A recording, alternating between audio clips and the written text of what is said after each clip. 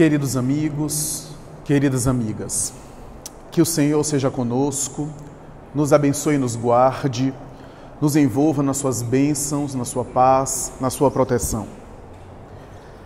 Narra a história da tradição da medicina que, na época do pai da medicina ocidental, Hipócrates, havia um outro médico grego famoso, Filódoto, que, segundo a tradição da psicologia e da psicanálise, recebeu um quadro que seria considerado um dos primeiros quadros dissociativos do psiquismo humano, tratado de uma maneira com uma estratégia terapêutica ou psicoterapêutica.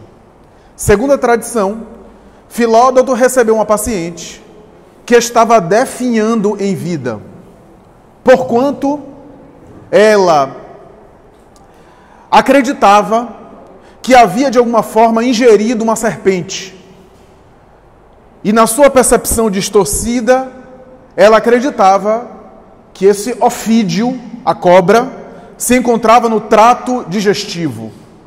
Resolveu, portanto, no seu distúrbio psíquico, matar a cobra, negando a alimentação.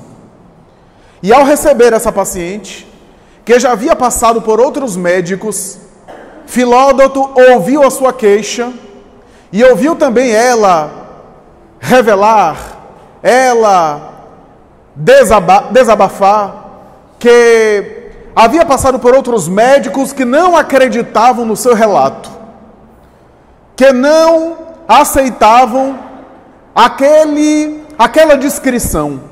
E por isso ela estava muito entristecida, muito abatida e muito revoltada. E Filódoto, que também tinha uma certa inteligência emocional, uma certa sensibilidade, uma certa empatia, disse: eu não sei por que não acreditaram. Se a senhora está falando isso, eu acredito. Aceito o que a senhora está falando e vamos tentar estabelecer um tratamento, uma estratégia terapêutica para isso. Porque a senhora está definhando. A senhora pode morrer. Então, eu gostaria de tentar alguma coisa para eliminar essa serpente do seu organismo e a senhora recuperar a saúde. Resolveu, portanto, colocar uma bacia com água e ministrar na paciente uma série de laxantes e vomitórios eméticos que pudessem proporcionar a regurgitação, fazê-la expelir, portanto, através do vômito, aquilo que ela considerava um animal que estava dentro dela. Naturalmente que colocou a bacia de água para que ela pudesse vomitar, e depois de muito regurgitar em função das substâncias, ela começa a expelir líquidos, começa a regurgitar, e depois de alguns minutos, ao olhar para a bacia, estava uma curiosa e pequenina serpente no fundo da bacia. É claro que o médico grego havia colocado a serpente no fundo, improvisando, portanto, um tratamento ali terapêutico, psicoterapêutico. A mulher, segundo a tradição da história da medicina grega, ficou radicalmente curada, num distúrbio que era muito mais psíquico do que orgânico, do que fisiológico. E através de uma inteligência emocional, de uma perspectiva simbólica de entrar na hermenêutica, isso é, na leitura, não combatendo, mas adentrar-se pelo discurso do paciente para poder transformá-lo e alterar a sua percepção de vida, ali estava uma das primeiras abordagens psicoterapêuticas a respeito de um transtorno psíquico que tinha sintomas psicóticos, caráter neuróticos, apresentação e uma configuração histérica, histeropata, com somatização no corpo físico. Portanto, um transtorno algo sério. Na época de Filódoto, e ao longo de séculos depois, a única abordagem da medicina, a medicina ancestral, a chamada medicina grega, era baseada na teoria humoral, a chamada doutrina dos humores, apregoadas tanto por Hipócrates como Galeno, os médicos gregos da tradição antiga, segundo a qual se estabelecia 4 substâncias no organismo, responsáveis, essas substâncias, pelo binômio saúde e doença, seja de natureza física, mas também de caráter psíquico, de caráter psicológico. A fleuma, a bilis amarela, a bilis negra e o sangue. Segundo essa teoria, a chamada teoria dos humores, doutrina humoral, a saúde ou a doença estaria associada à escassez ou excesso dessas 4 substâncias ou de uma delas no organismo do paciente. Essa era a ideia. Daí algumas enfermidades físicas era resultado de uma combinação dessas substâncias, tanto quanto alguns transtornos, seja transtornos psicóticos graves, na área da loucura, seja os transtornos psicológicos e emocionais mais brandos, os conflitos da personalidade, estariam associados a determinadas substâncias dos humores, razão pela qual alguns transtornos dessa ordem recebeu o nome das próprias substâncias. O indivíduo que é sanguíneo é um indivíduo irritado e ansioso, ou o indivíduo fleumático, que é um indivíduo indiferente. Daí a experiência, a configuração de personalidade fleumática para algumas abordagens teóricas da psicologia tem a ver com aquele estado de insensibilidade e até estado catatônico, como é o caso dos processos esquizofrênicos graves, onde o indivíduo tem uma postura fleumática, uma postura fria, indiferente, ou então melancolia, termo antigo para o transtorno da depressão. Melancolia, que significa literalmente do grego para o português, bilis negra. Melania, daí melanina, melatonina, pigmentação da pele, pele negra, melania, e colis, que significa bilis em grego. Daí melancolia, bilis negra, porque era a concepção da doutrina humoral, da teoria dos humores, que a depressão, melancolia, termo antigo, era o resultado de uma grande quantidade de bilis negra no organismo. Já que para a época da tradição antiga da Grécia, todo o período helênico do apogeu grego e depois, durante toda a Idade Média, estamos falando aqui de no mínimo 1000 anos de Idade Média, a única explicação científica ou pseudocientífica era a doutrina humoral. Era a tese de Hipócrates e de Galeno. Eram as teses dos humores que se combinavam no organismo. Razão pela qual se acreditava que o indivíduo raciocinava pelo fígado e sentia pelo coração. Porque a concepção é de que o fígado secretava essas substâncias. Algumas pessoas parecem pensar pelo fígado. Basta olhar a esposa, às vezes, irritada, como ela coloca a mão no lado direito do organismo em função de alguma irritabilidade, de alguma contrariedade. Ou sentiam pelo coração. Isso é muito poético, é muito romântico. Até hoje nós herdamos essa tradição. O próprio Jesus, no seu evangelho, se utiliza dessa metáfora para falar dos puros de coração. Mas é claro que é uma metáfora. Ninguém ama ou sente pelo coração. Imaginemos, e há pessoas que dizem, não, mas eu sinto tanto que quando eu amo, eu sinto a dorzinha no coração. É gases. Nada mais do que isso. Porque o coração é uma bomba dilatadora ou constritora, responsável pela circulação sanguínea e pelos outros processos, transformação das hemácias e assim por diante. Então uma pessoa diz assim, um beijo no seu coração. Matou a pessoa, porque se for abrir o coração para beijar, é melhor que não beije o coração. Então é esse romantismo em verdade nós sentimos, pensamos pelos neurotransmissores, pelos hormônios cerebrais que causam empatia, as endorfinas cerebrais que causam bem-estar, que causam afetividade. Mas aí perde um pouco do romantismo. Imagine, eu te amo com toda a minha serotonina, noradrenalina. Então fica um pouco diferente, é melhor amar com o coração. A verdade é que essas ideias passaram ao longo dos anos praticamente predominando sem nenhuma outra explicação. A loucura, transtorno psíquico grave, os transtornos psíquicos mais suaves, como a depressão, os transtornos de ansiedade, as neurastenias, as neuroses de maneira geral, intrigaram personalidades célebres, como Michelangelo, que parecia portador de um sério distúrbio psíquico, ou Paracelso, o famoso médico grego, que tentou fazer tratamentos nos antigos hospícios do período da Renascença, sem muitos resultados, embora algumas tentativas até com sucesso. Ele pegava pacientes deprimidos e colocava todo mundo junto. Eram as primeiras experiências de tratamento que, a princípio, parecia fazer algum efeito, já que o indivíduo deprimido grave, às vezes, ele afasta-se do convívio social. ele empobrece as suas interações sociais, ele se isola e piora o seu quadro nesse isolamento. Então ele colocava os indivíduos para interagir. Hoje, essa terapia é considerada mais maléfica do que benéfica, porque colocar um monte de paciente depressivo junto, sem a presença de pelo menos um mediador do grupo, um terapeuta que possa ajudar, é às vezes torná-los pior.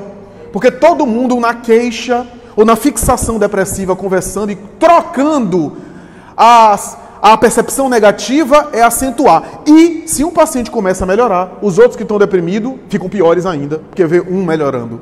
Então, mas era, portanto, a experiência da Renascença, as experiências medievais, que consideravam os transtornos psíquicos demonopatias, ou seja, patologias demoníacas, fruto de interferência de demônios, de seres satânicos. Essa era a explicação da igreja e da tradição religiosa, ou então, fruto do pecado, que era a perspectiva religiosa. No século XIII, São Tomás de Aquino chega a escrever em um dos seus textos dizendo que a quantidade de freiras e padres nos monastérios, prostrados no leito, sem levantar, era enorme, a ponto dele dizer que a igreja estava dominada pelo pecado original de Adão e Eva, a herança de Adão e Eva, que deixava os indivíduos naquela situação de assídia ou assédia, expressão latina antiga para um dos 7 pecados capitais da igreja, a chamada preguiça, a indolência, que para Tomás de Aquino, São Tomás de Aquino, impedia os religiosos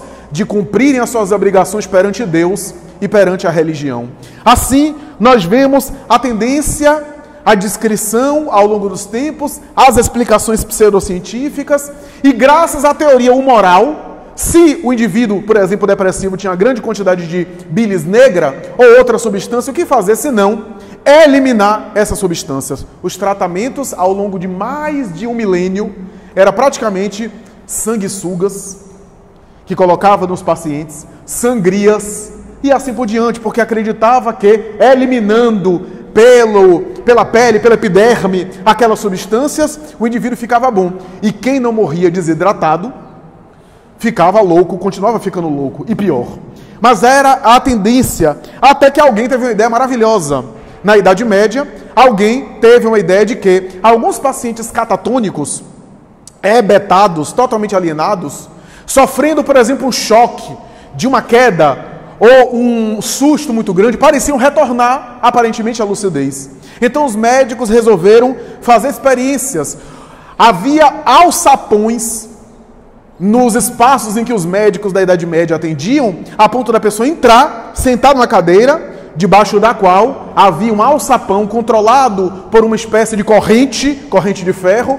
O médico então acionava, o alçapão virava, a pessoa tombava num precipício, era vítima de uma queda, e o resultado era maravilhoso, porque quem não morria da queda ficava aleijado e louco.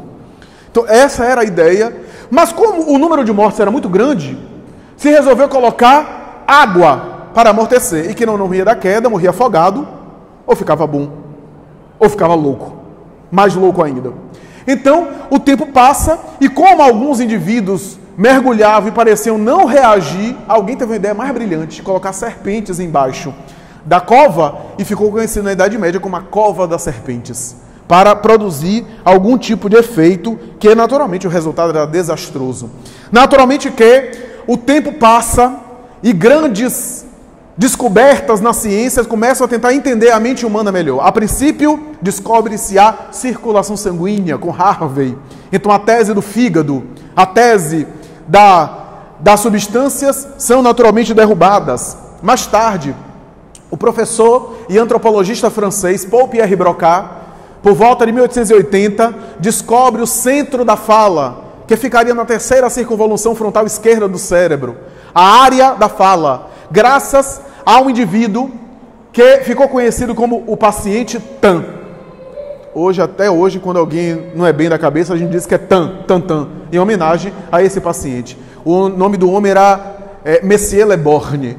Esse homem tinha uma gangrena na perna, havia infectado já, e ele ia morrer, não havia tratamento, mas ele tinha uma postura que chamava atenção.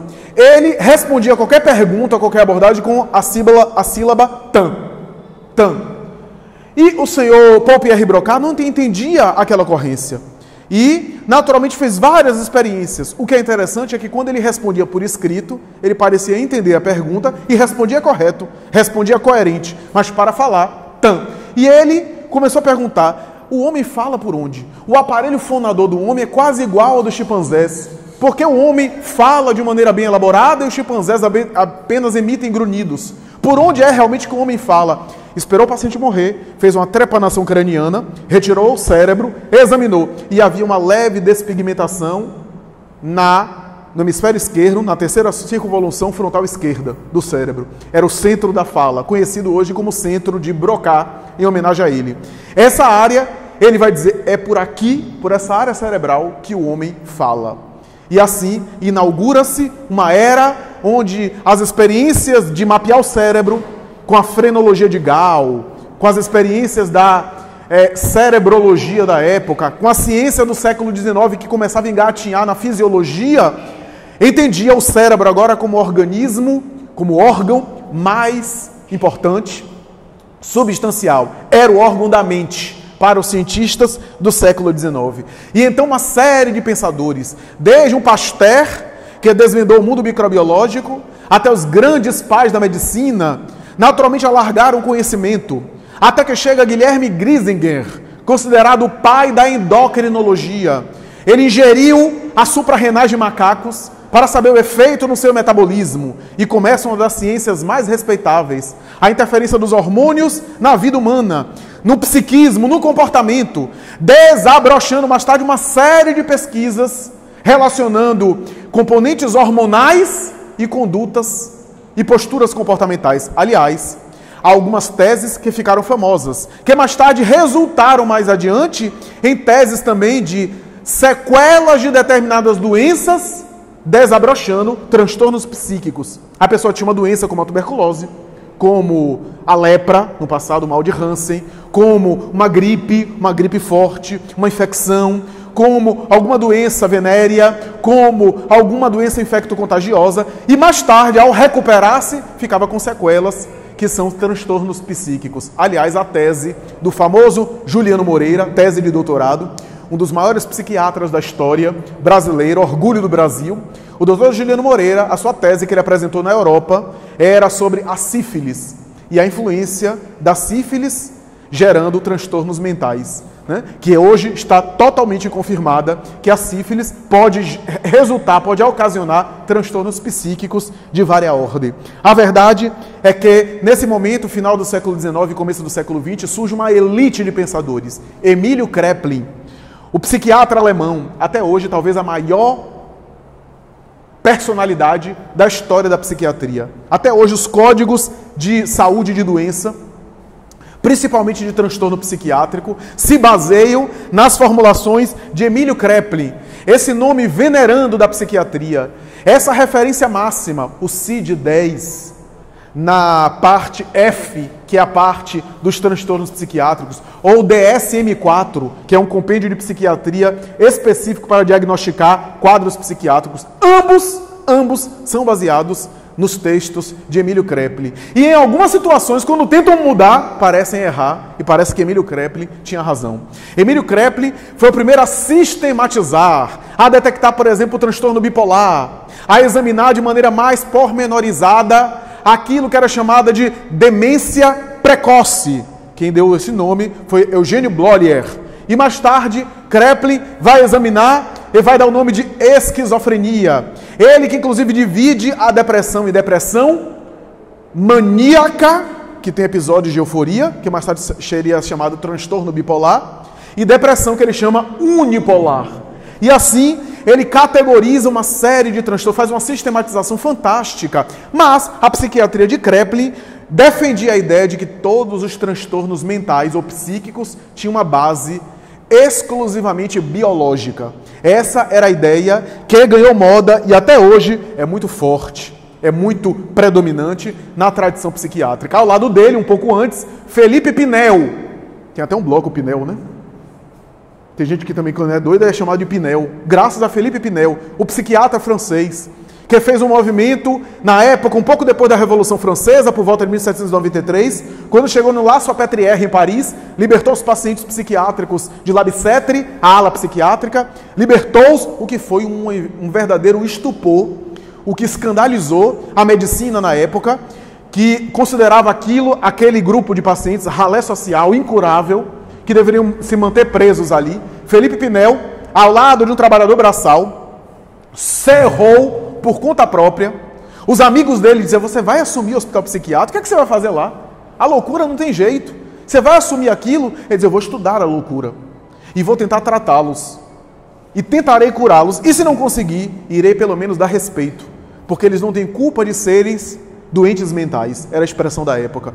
Eu vou tratá-los, porque eles têm o direito a respeito, à dignidade. E fez um movimento de lá, com o trabalhador braçal. A princípio o carcereiro impediu ele de ir, porque ficou com medo: doutor, se sair daqui, se esses loucos saírem daqui, vão matar a mim, ao senhor. O senhor vai ficar imortal, vai entrar na página da história, mas eu tenho família, tenho filho, vou ficar esquecido. Então não vou libertar. Na opinião de Victor Hugo, o famoso poeta francês e pai do romantismo na França, o carcereiro de um presídio é um presidiário que toma conta de outros presidiários.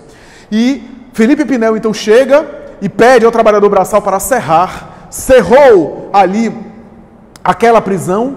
53 esquizofrênicos começam a tomar conta e ele começa a iniciar uma terapêutica psiquiátrica mais humanizada, que até hoje não foi totalmente completa nos tratamentos que a gente dá aos pacientes portadores de transtorno mental. Até hoje, o ideal de Felipe Pinel não foi totalmente concluído, porque ainda existem maus tratos, ainda existem abordagens violentas de tratamento. A verdade é que no final do século XIX, começo do século XX, surge uma nova abordagem para tratar transtornos psíquicos, que de alguma forma discorda de Kraepelin, dizendo que há transtornos psíquicos que não têm base biológica.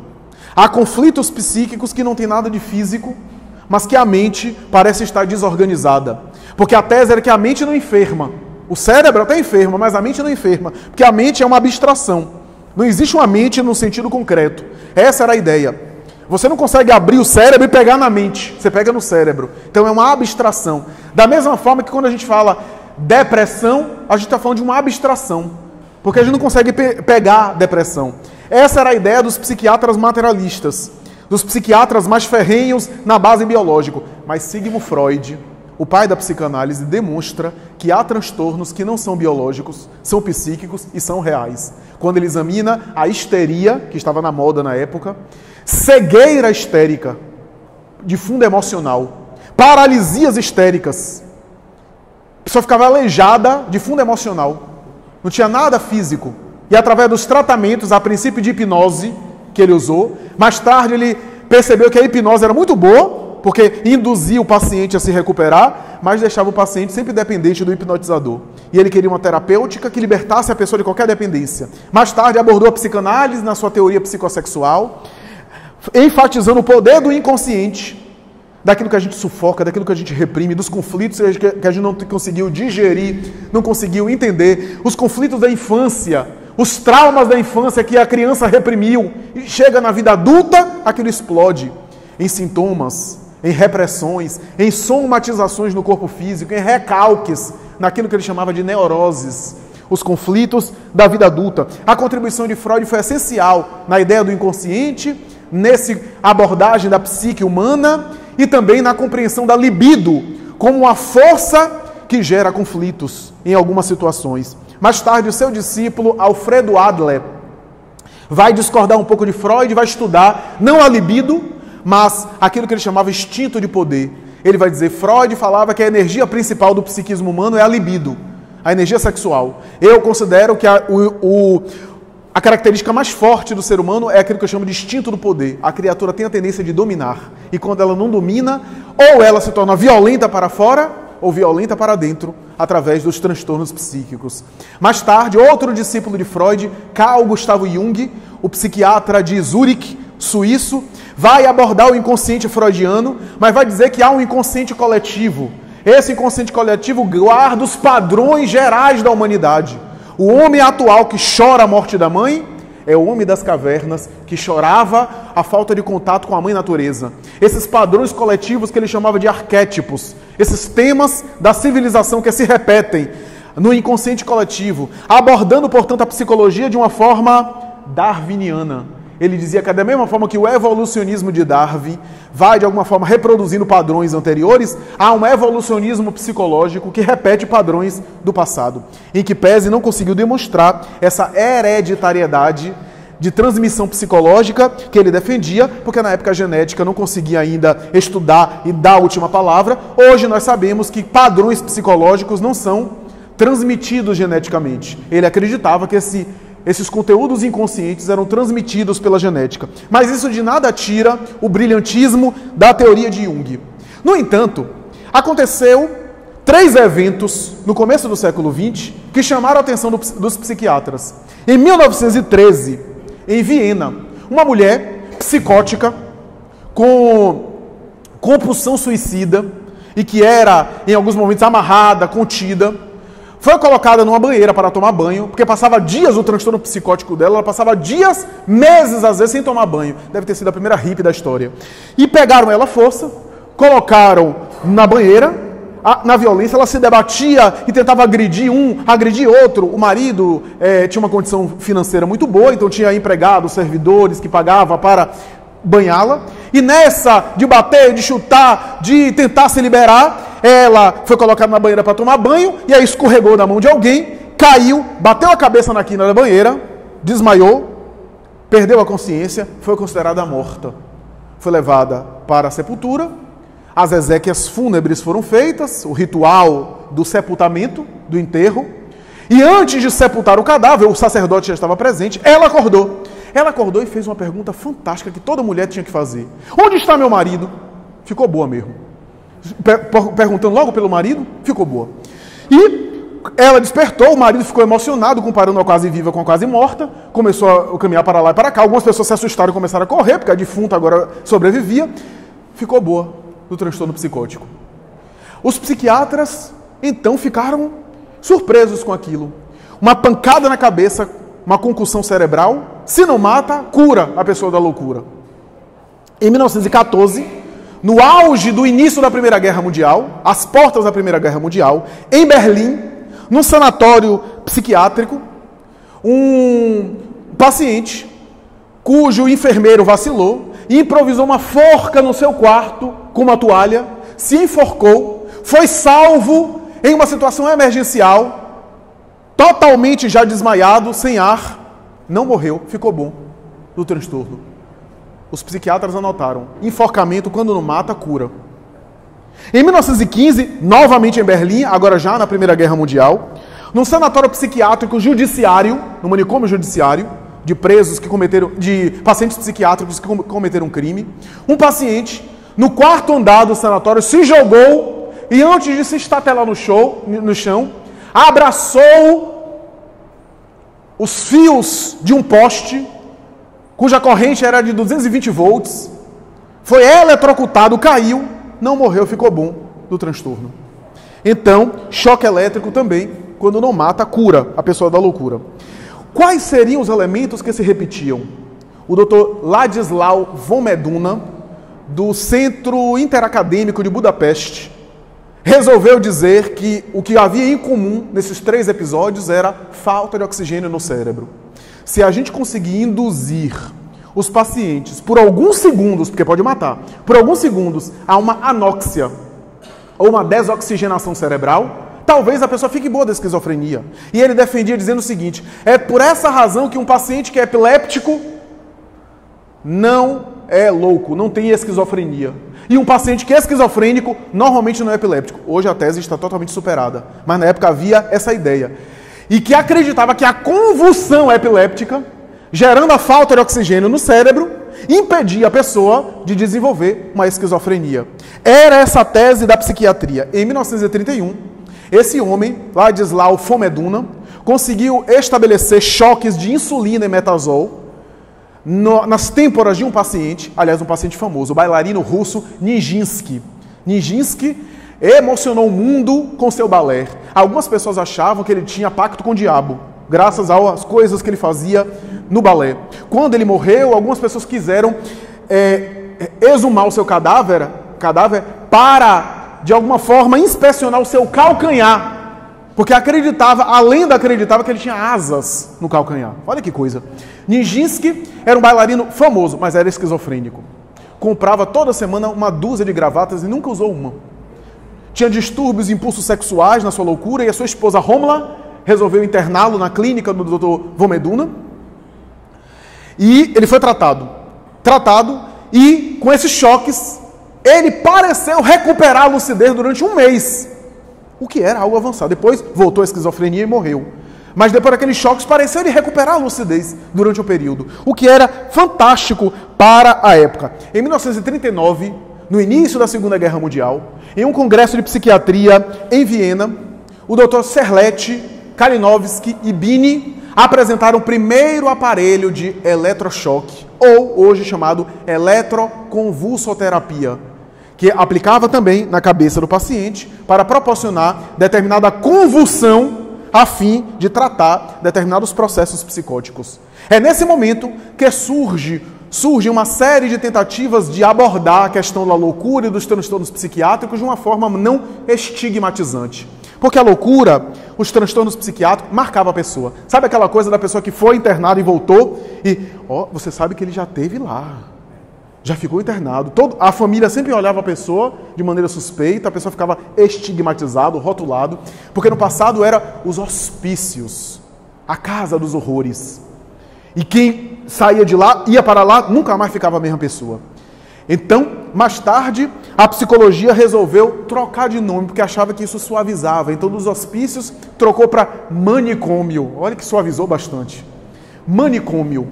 Mais tarde, nosocômio. Mais adiante, hospital psiquiátrico. Clínica psiquiátrica. Clínica de saúde mental. Casa de saúde mental. E como diz o professor Divaldo Franco, hoje são os SPAR. A pessoa entra, a gente não sabe se entrou para emagrecer, para tratar de obesidade, para tratar de loucura, ou tudo junto, emagrecer o bolso também. A verdade é que hoje quase que é chique, em alguns momentos, a pessoa ser louca. Como diz um conto do filósofo existencialista Kierkegaard, e também do profeta Khalil Gibran, onde uma pessoa chega no hospício e um dos pacientes que estava um pouco melhorzinho começa a apresentar. E apresenta todo lugar do hospício, as alas, etc. E depois que apresenta e que mostra todos os compartimentos, o visitante, que não tinha um bom senso de fazer perguntas às vezes agressivas e embaraçosas, perguntou para o paciente: quer dizer que todo mundo que está aqui é maluco? E aí o paciente diz: não, aqui só está o comando, porque a loucura mesmo é daqui para fora. Eu acho que ele era filósofo, era sábio. Então, é essa ideia que predomina. Então, mais tarde, a psiquiatria percebeu que determinados transtornos tinham como causa algumas alterações neuroniais, graças ao avanço da medicina e da neurologia, ou então, determinados transtornos cultivados durante muito tempo, comportamental, gerava, às vezes, uma alteração cerebral e uma falta de determinada substância de produção. Começaram os barbitúricos, as substâncias químicas, os medicamentos de efeitos positivos. Alguns que foram descobertos assim de maneira curiosa e repentina, de maneira surpreendente. Por exemplo, o carbolítio, o lítio, que é utilizado principalmente no transtorno bipolar. Aliás, é uma das primeiras opções, talvez a primeira alternativa para um quadro de bipolaridade, porque estabiliza o humor. O lítio é um sal, e era um sal utilizado, um sal de cozinha.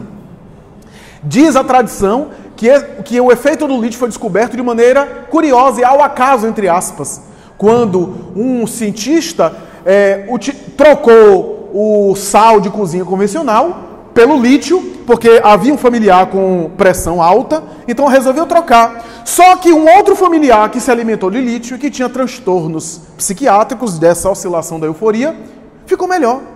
E aí ele percebeu que o lítio tinha um efeito também no humor. Foi assim que foi descoberto um dos medicamentos mais famosos hoje no tratamento da bipolaridade. Ou a clorpromazina, um antipsicótico que foi descoberto que era um sedativo, um sossega-leão, para a pessoa fazer uma cirurgia. Só que aí deu um sossega-leão, um paciente muito agitado, psicótico, e ele pareceu melhorar de alguns sintomas da psicose. Surgia um dos mais famosos também, antipsicóticos. E assim por diante. Mas os transtornos psíquicos ficaram cada vez mais populares ao longo dos anos. Alguns dos quais ficaram famosos porque hoje, graças à falta de preconceito, de abordar as coisas de maneira mais clara, o conhecimento melhor, a depressão passa a ser examinada de maneira mais coerente, mais consciente, os transtornos de ansiedade, o transtorno do pânico, as fobias, esses quadros da personalidade, a melancolia, a angústia e o reflexo no comportamento, pela fuga, pelos excessos, pelas compulsões, pelo suicídio. Tudo isso foi muito bem examinado e tem sido examinado. Os transtornos de toda ordem, o transtorno obsessivo-compulsivo, por exemplo, os quadros psíquicos de maneira geral, os níveis de gravidade. Hoje a gente pega uma depressão, tem depressão branda, depressão moderada, depressão severa, depressão endógena, que é um quadro depressivo que acontece a despeito do que está acontecendo com o contingente, com o contexto. A pessoa deprime, mesmo que esteja tudo bem. Aliás, às vezes ela deprime justamente porque está tudo bem. Começa a se angustiar quando as coisas vão bem. Depressão endógena, chamada no passado de depressão psicótica, que parece ter uma estrutura de predisposição à depressão. Veja quantos tipos, eu estou falando só de depressão, quantos tipos. Ou uma depressão chamada exógena ou reativa. Isso é uma reação a um fato que ocorreu. Normalmente essa depressão é melhor tratada e tem uma evolução melhor, tem um melhor prognóstico. Porque essa depressão é o seguinte, um parente morre, a pessoa deprime. Há uma separação conjugal, a pessoa deprime. Uma perda de um emprego, a pessoa deprime. Uma situação de inimizade, de relação tumultuosa. Então, tem a ver com uma situação que a pessoa vive que gera nela uma reação e a resposta dela é uma depressão. Quando há esses quadros onde há uma resposta para um evento que realmente está acontecendo, ou seja, tem uma correlação com o fato que está acontecendo no ambiente, normalmente são quadros mais capazes de serem tratados, né? Cujo tratamento é melhor, evolui mais rápido e assim por diante. Tudo isso é muito bom, tudo isso é bastante interessante, é rico. Hoje a gente tem tratamento para pânico, transtorno do pânico, né? Tem gradações também, tem níveis, né? Tem níveis de pânico que desde dos sintomas mais clássicos até sintomas escamoteados. Né? Ainda na depressão, em quadros, por exemplo, que há quadros que são sazonais. A pessoa deprime em determinada época do ano. A pessoa deprime em determinada época do dia ou da semana. A pessoa deprime em determinado ambiente climático, no inverno e assim por diante. Então a pessoa deprime a depender de uma situação específica de tempo e espaço. Tudo isso é muito bom, mas ainda os transtornos psíquicos, de uma maneira geral, são desafios às ciências do comportamento. Há uma compreensão muito grande, há uma noção muito grande do desenvolvimento desses transtornos, mas há muitas perguntas sem respostas. A causa, do ponto de vista científico, é ignorada. Os melhores estudiosos já desistiram de encontrar uma causa. Por isso que os transtornos são chamados de síndromes, porque síndromes são quadros que nem sempre se sabe a causa. Ou se há uma causa, há várias causas, ou seja, vários fatores. É diferente de você ter uma infecção na garganta, a causa é uma bactéria, e você trata com antibiótico, causa e efeito. Num transtorno psíquico, não existe isso. Por isso que não são chamados mais de doença, porque doença é um quadro que tem uma causa, que tem um tratamento, que se sabe um pouco da evolução e sabe onde vai parar. No transtorno psíquico não se sabe nem uma coisa nem outra. Não se sabe direito a uma causa específica, mas fatores que pode estar associado, e fatores também psicossociais, de história de vida, história familiar, uma série de fatores, fatores inconscientes do próprio indivíduo. Né? Não se sabe a evolução, porque cada paciente reage de uma forma. Não existe uma depressão igual a outra, porque não existe uma pessoa igual a outra. É muito subjetivo, muito singular. E nem sempre se garante o prognóstico. Se sabe que um tratamento envolvendo medicação psiquiátrica, alguma espécie de terapia, seja psicoterapia, seja uma terapia alternativa, seja a terapia que o indivíduo se sente bem, para a pessoa tratar daquele quadro e dos conflitos dela. Essas duas coisas conjugadas parecem dar certo em boa parte dos casos, na maioria dos casos, né? Com algum tipo de tratamento. ora para remissão total dos sintomas, ora para administrar determinados quadros, como se administra uma diabetes, como se administra uma hipertensão, como se administra uma doença crônica, que a pessoa trata para controlar e não necessariamente para debelar por completo. E outros quadros trata e às vezes há uma remissão total de sintomas. Mas há muitas perguntas sem respostas. Há muitos questionamentos sem respostas. E o Espiritismo dá. O Espiritismo oferece um acervo de conhecimentos que nos ajuda a entender. Allan Kardec assim o disse, quando fala que o Espiritismo estuda as causas, enquanto a ciência se detém nos efeitos. O Espiritismo aprofunda as causas. Todos os sofrimentos, dizem os Espíritos, e Allan Kardec confirma, são, na Terra, provas e expiações. Ou expiações. O que significa dizer que as experiências, genericamente falando, é claro, as experiências pelas quais a gente passa no mundo, têm causas, atuais ou remotas, e que têm objetivo de amadurecimento do espírito. Esse é um conceito que a gente precisa pegar. A partir desse conceito, a gente desenvolve uma série de raciocínios. Os bons espíritos, notadamente Joana de Ângeles, vai dizer que por detrás de todos ou quase todos os transtornos psíquicos há uma consciência de culpa do ser espiritual. Nem sempre clara para a pessoa encarnada, mas que ela traz uma consciência de culpa. Por quê? Porque esses são efeitos de atitudes morais. Se não há uma doença, mas há espíritos doentes. Se não existe uma doença assim, de maneira injusta, mas nós passamos por aquilo que temos necessidade do nosso progresso. Nós somos herdeiros dos nossos destinos, do nosso passado, e seremos construtores do nosso destino. Nós somos o vasilhame que nós próprios elaboramos. Nós construímos a nossa própria caminhada, nós somos o fruto daquilo que fizemos ontem. É natural pensar que se eu tenho qualquer condição física ou emocional, tem a ver com a minha história de vida nessa ou em outras existências. O que significa dizer que às vezes a pessoa reencarna pelas atitudes que cometeu, algumas graves, crimes hediondos, outras não tão graves assim, e trazem no inconsciente a culpa. E essa culpa se manifesta em ansiedade, em medo, em oscilação emocional, em inquietação. Vai depender das características do débito, dos gravames que foram cometidos. Como eu comentei recentemente em uma outra palestra, a pessoa reencarna, a pessoa, por exemplo, cometeu crimes com o público, agrediu e lesou a comunidade. Quase isso não acontece aqui no Brasil. Lesou a comunidade, agrediu, por exemplo, a população.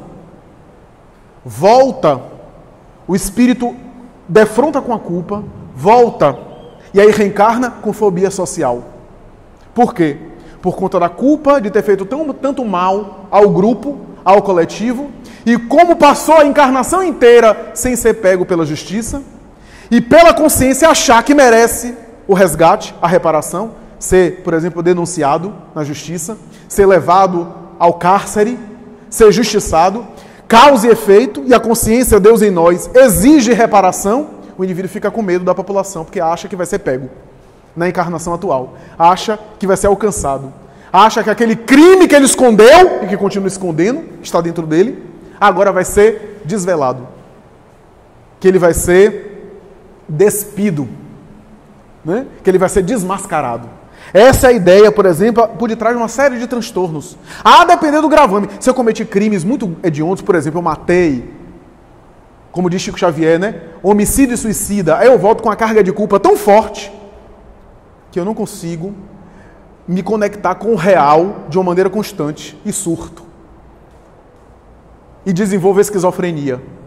Então, sempre há marcas do passado. Essas marcas que estão no perispírito, em forma de débitos ou méritos, e que se manifestam na existência atual. O Espiritismo adiciona um outro fator, que são as obsessões. A interferência de espíritos em nossas vidas, azucrinando-nos, perturbando-nos. Seja porque a dívida que eu contraí com alguém magoou alguém que não me perdoou, e esse alguém agora me encontra na atual encarnação e gera transtornos, me assedia, e por eu ter a dívida, ele tem acesso a mim, como uma tomada que encaixa no plug. E então a obsessão gerando um transtorno, seja o transtorno gerando a obsessão. Porque pode acontecer o contrário. Pode acontecer de eu primeiro deprimir, por causa das minhas questões que eu trago, da minha história como espírito, eu ficar ansioso, eu desenvolver um transtorno, e esse transtorno abrir campo para atrair também. Então, é uma via de mão dupla.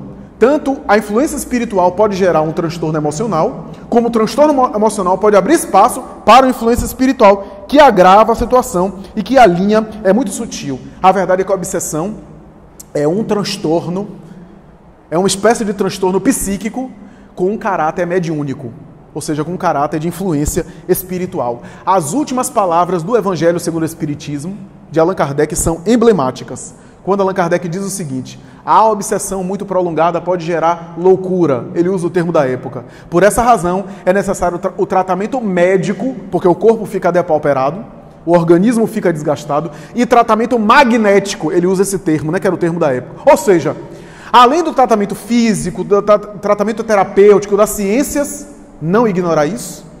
Eu vejo espírita dizendo, já vi espírita dizendo, abandone suas medicações, porque isso daí é só espiritual, e a pessoa se suicidou. Porque depois de tirar a medicação, a ideia suicida voltou mais forte. A gente tem que trabalhar em conjunto, atacar por todos os lados, porque isso ajuda a melhorar. Então, fazer, por exemplo, essas duas abordagens, porque o Espiritismo não vem para combater a ciência, vem para ajudar. É claro que há tratamentos excessivos, medicação em excesso, há erros, claro, há erros em toda a parte, mas isso não desqualifica a medicina, que tem salvado muita gente também. E Allan Kardec disse isso, o tratamento médico e o tratamento magnético. Ou seja, o tratamento especializado, mas também o fluidoterápico, os passes, o evangelho no lar, a oração, né? A oração em conjunto. Uma doutrinária como essa, para quem não está dormindo, está pensando, está sintonizando, está refletindo, é também algo terapêutico. Mas, sobretudo, e para concluir o meu comentário, o melhoramento moral. O melhoramento moral é a nossa terapia de profundidade. Porque vai ser no melhoramento moral que eu ascendo, que eu me reorganizo perante a lei e, portanto, perante a minha consciência. Se eu tenho débitos e trago esses débitos como marcas, ou seja, eu trouxe débitos como marcas a ficar melancólico, a ficar deprimido. O meu melhoramento moral, chamado reforma íntima, o meu melhoramento moral vai me ajudar a me devolver a autoestima, fazendo bem, e eu vou me olhar melhor. E, ao mesmo tempo, vai me ajudar a sintonizar com os espíritos bons, saindo da faixa da obsessão, da conexão negativa, e também vai ser uma espécie de tratamento mental, porque todo transtorno psíquico, principalmente os mais graves, começa no cultivo de determinados pensamentos. A grande maioria das psicoses, da alienação mental, começou com o paciente agasalhando ideias fixas. E essas ideias fixas, essas preocupações que vão como espinho se cravando, vai gerando somatização, o cérebro se desarticula e vem problema sério. Todo sintoma de ideia fixo pode ser tanto uma auto-obsessão, a culpa do passado, como também uma interferência de outra mente sobre a nossa mente, querendo predominar sobre nós. Então, o que eu quero dizer com tudo isso, meus amigos, é que as nossas imperfeições morais são plugs de tomadas que se encaixam. E eu não estou dizendo aqui apenas dos espíritos que nos perseguem. Isso é o de menos. Eu estou dizendo que são plugs para acionar as marcas que eu trago. Aquilo que eu trago. Ou seja, eu fiz o mal. No mundo espiritual fiquei com culpa. Reencarno com essa marca. Se eu continuar com o mesmo padrão, o que é que vai acontecer? Eu vou acionar essa culpa, que às vezes está lá guardada. Eu vou liberar essa culpa que vem com mais forte. Aí eu tenho um surto. Aí eu deprimo, porque eu posso trazer a tendência à depressão e essa depressão não se manifestar, a depender da minha conduta, do meu livre-arbítrio atual, do amor que cobre a multidão de pecados, como escreveu o apóstolo Pedro na sua epístola. Então, a nossa conduta moral pode reforçar essas marcas do passado, ou pode atenuar, diluir, liberar, ou pode reforçar também a obsessão. Eu trago uma dívida, trago, portanto, a predisposição daquele obsessor, que foi minha vítima, me acionar. Se eu cultivo determinados comportamentos, eu abro espaço para que ele possa entrar na minha casa mental e me acionar. Mas se eu me renovo pelo bem, eu ascendo e vou me imunizando, vou criando defesas magnéticas, aquilo que o apóstolo Paulo chamou de couraça da caridade. A couraça da caridade. Então é necessário pensar nisso. Há uma mensagem, já estamos concluindo, há uma mensagem de Emmanuel na obra Pensamento e Vida, que ele vai dizer o seguinte, que por detrás de todos os processos psíquicos e até orgânicos, se começa com uma tensão. É a ideia fixa, né? Uma tensão psíquica. Uma tensão que é cultivada. Só que Emmanuel vai mais além, porque os psicólogos já perceberam isso. Os psicólogos chamam isso de estresse. Né? Síndrome do pânico, depressão, quase sempre começa com estresse. Né? O estresse é a palavra da moda. Todo mundo está estressado. Mas o que Emmanuel vai dizer é o seguinte, que por detrás dessa tensão há algum padrão moral que você precisa identificar. Por exemplo, por que eu estou tão tenso? Aí eu vou vasculhar porque eu estou querendo ganhar dinheiro demais. Então, aí um padrão moral. Eu estou tão preocupado com o financeiro que eu estou na volúpia da ambição. Isso é um padrão moral. Por que eu estou tenso demais? Porque eu estou muito preocupado com o que os outros pensam de mim. Eu chego aqui, por exemplo, para fazer a palestra e fico tenso porque eu não sei o que é que vão pensar de mim. O que é isso? Orgulho. O orgulho gera, portanto, um padrão moral, gera essa tensão psíquica. Então, por que eu estou tenso demais? Porque ninguém curtiu o que eu postei no Facebook. Orgulho, vaidade. Por que eu estou tenso? Porque eu me melindrei, porque alguém falou mal de mim. Então, veja que padrões morais geram algo psicológico, uma tensão psíquica que vai gerar outros problemas, físicos ou emocionais. Por isso, meus amigos, evangelioterapia. E evangelioterapia é mudança de atitude perante a vida, crescimento interior, analisar corajosamente as imperfeições, para desvelar. E se eu tenho algum transtorno psíquico, não tem problema. Se trate. E utilize do transtorno psíquico como a marca, como dizia Paulo. Eu tenho as marcas do Cristo, né? Ou seja, utilize o transtorno psíquico como uma espécie de advertência para você, que você deve sempre se conhecer mais, se melhorar. E lide com o transtorno psíquico como se fosse um desafio para você cada vez mais se melhorar. Para que você utilize aquilo para mergulhar mais em você mesmo, para se conhecer e ajudar o próximo, entender o outro. Vou citar aqui alguns exemplos. Madre Teresa de Calcutá era muito melancólica, a ponto de ter sintomas de depressão. Vejam as fotos dela, quase sempre ela está com aquela expressão. Alguns escritos que ela deixou, ela falava da noite escura da alma, que é uma expressão religiosa de São João da Cruz, para sintomas de depressão, que alguns religiosos passam. De dúvidas, ela teve dúvidas, inclusive, em relação à fé dela, em alguns momentos. Há uma obra que fala sobre... O próprio confessor dela, que ela se confessava, diz isso. Ela tinha uma pertinaz dor de cabeça, uma enxaqueca que acompanhou a vida dela toda, mas ela utilizou de tudo isso para se tornar o exemplo iluminado que foi. No meio espírita, Ivone Pereira era super melancólica, porque trouxe as marcas do seu suicídio em reencarnação anterior. E ao trazer essas marcas, ela, no entanto, transformou aquela expiação dela em uma missionária, em um verdadeiro exemplo. Então, os transtornos psíquicos, meus amigos, são convites da vida para o desenvolvimento da nossa sensibilidade. Porque nada se perde. A experiência que você tem hoje foi resultado dos degraus iniciais da evolução lá de trás. Da mesma forma que hoje o que você tem vão ser pontapés, trampolins para novos degraus. Do instinto para a razão. Da razão para o sentimento. Ou das sensações para o sentimento. E do sentimento para emoções mais profundas. Tudo se encadeia, nada se perde. A evolução é esses degraus que a gente vai subindo. Então, o que eu quero dizer com isso é que no passado, você já viu o homem das cavernas ter transtorno psicológico? O homem do Neandertal? O Pithecanthropus erectus? O homem primitivo? Não. Ele não tinha depressão, não tinha conflito. Por quê? Porque a dor nele era brutal. A dor que chamava a atenção dele era uma dor física. Ou seja, o que eu quero dizer é que os transtornos psíquicos que a gente está tendo já é também fruto de amadurecimento de sensibilidade.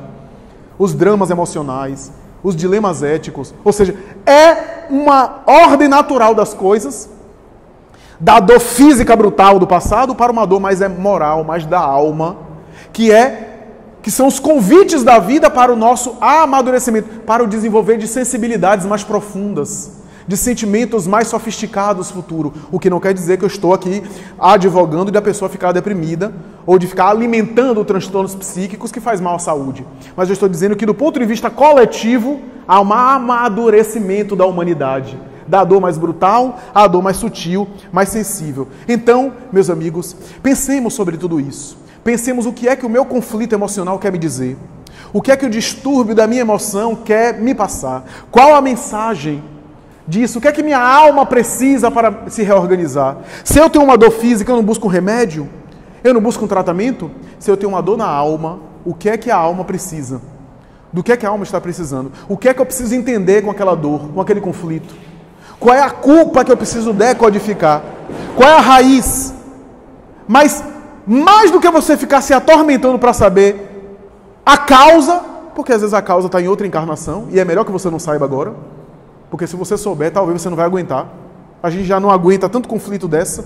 Imagine se eu descobrir que, por exemplo, nós dois não nos damos bem no passado. Talvez a gente ia ficar um pouco desconfortável aqui. Então é bom que a gente não saiba, porque isso nos dá uma autonomia maior, uma liberdade maior para agir.